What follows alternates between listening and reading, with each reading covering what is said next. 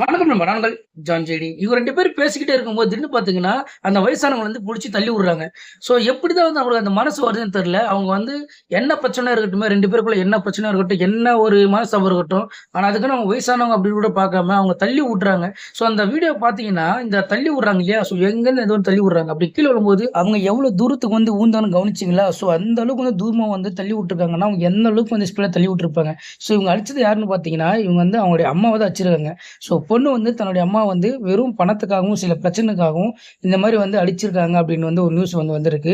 So இத்தன பேர் பார்க்குற இடத்துல வந்து செருப்பால வந்து அவங்க போட்டு அடிக்கிறாங்க அப்படின்போது, அது ரொம்ப மனசுக்கும் கஷ்டமா இருக்கு. அதுலயும் பார்த்தீங்கன்னா, பெத்த பொண்ணு அடிக்கிறாங்க அப்படின்றது வந்து அது சொல்ல முடியாத ஒரு கொடுமையா இருக்கு. இது நடந்தது கர்நாடகால. ஸோ இந்த மாரி பெண்களுக்கெல்லாம் என்ன தண்டனை குடுக்கலாம் அப்படின்றத கமெண்ட் பண்ணுங்க.